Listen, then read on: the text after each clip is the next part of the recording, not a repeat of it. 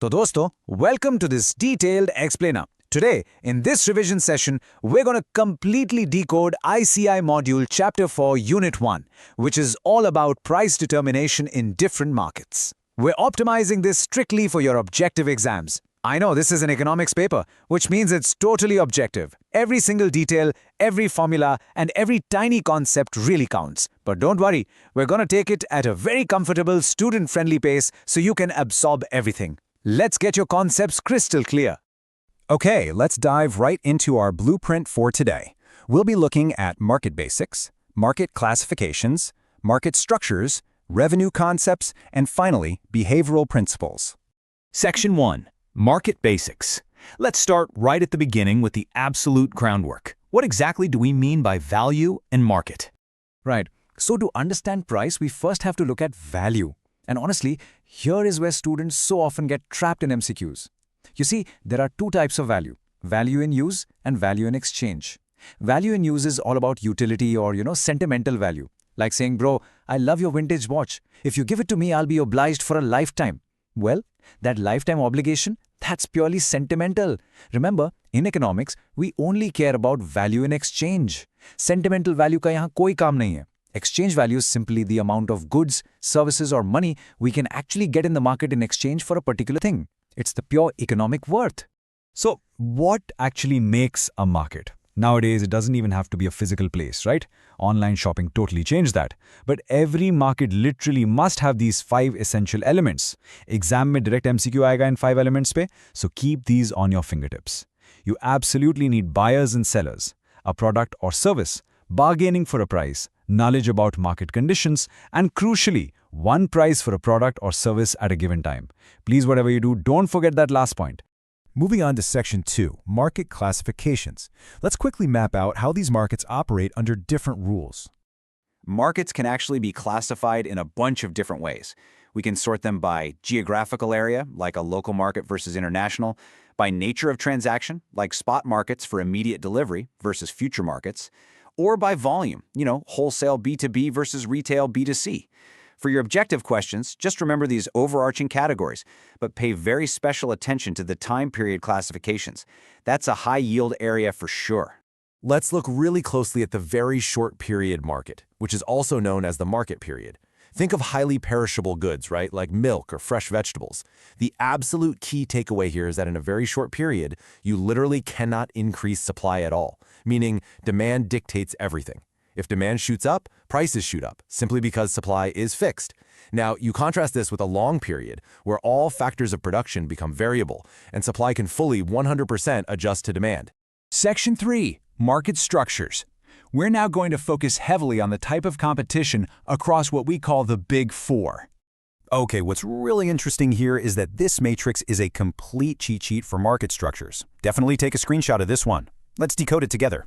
In perfect competition, you've got a very large number of sellers, completely zero product differentiation, infinite price elasticity, and absolutely zero control over price. Firms here are just price takers. Then, on the completely opposite end, you have monopoly. One single seller, extreme product differentiation, very small price elasticity, and considerable control over price.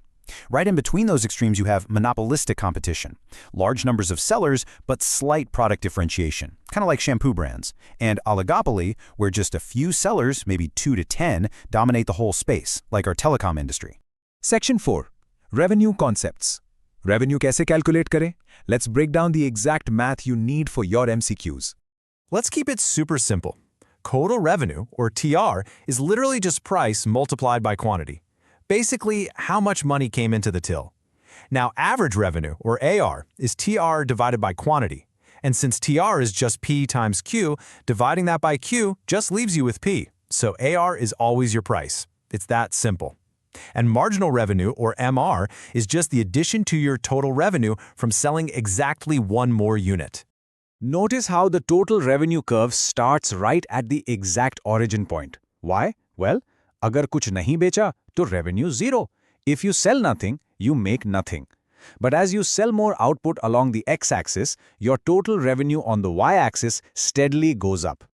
All right, pay really close attention to this specific formula right here. It is an absolute favorite for ICAI exams. marginal revenue equals average revenue multiplied by 1 minus 1 over E. And here, E stands for the price elasticity of demand. This formula is brilliant because it uniquely links your revenue with elasticity. And directly because of that formula, we arrive at this golden rule. Please never forget this relationship. When elasticity, E, is exactly equal to 1, your marginal revenue basically becomes 0. And when marginal revenue hits 0, it means your total revenue is no longer growing at all. It has hit its absolute peak. So total revenue is at its maximum level where price elasticity of demand is exactly equal to 1. Definitely mark this for your revision. Finally, Section 5, Behavioral Principles. These are the two major golden rules that govern all market firms. Principle 1 is literally all about survival. It states that a firm should shut down if the price, which, remember, is your average revenue, is below the average variable cost. Principle 1, in simple terms, if you can't even recover your variable costs, like your raw materials and daily wages, bhai dukaan band kar do. The fixed costs, like your factory rent, those are sunk costs anyway. They're already gone, completely irrelevant to the shutdown decision. You only keep the lights on if you can at least cover those variable costs. Principle 2, on the other hand, is all about optimizing your success. Where exactly does a firm maximize its profits? Well, for profit maximization, these two specific conditions must be met simultaneously. Step 1, marginal revenue must be exactly equal to marginal costs, MR equals MC. Step 2, the marginal cost curve must intersect the marginal revenue curve from below, which basically means MC must be rising. Visually, this is so clear. Point E right there is your absolute sweet spot for maximum profits. That downward sloping line, that's your MR, and the upward sloping curve is your MC. Look closely. For any output less than Q star, your MR is greater than your MC. That means every extra unit adds more to your revenue than it adds to your costs. So obviously, you should keep producing. But if you go beyond point E, your costs suddenly exceed your revenue. So Q star is that perfect, ideal equilibrium. Let's wrap this up with a very quick check to see if you really caught the nuance of Principle 1. If a firm's price is above its average variable cost, but it's below its average total cost, should it shut down? Think about it carefully to solidify your concepts. The answer is no, it shouldn't, because it's successfully covering all its variable costs and even recovering some of its fixed costs. It's actually minimizing its losses by staying open in the short run. Keep testing yourself like this, revision karte raho, and you've absolutely got this objective paper in the bag. But I want to leave you with this one thought. If a firm shuts down, it still has to pay those pesky fixed costs. So, how long can a business realistically survive in that state before going completely bankrupt? Think about it, and thanks so much for joining this explainer.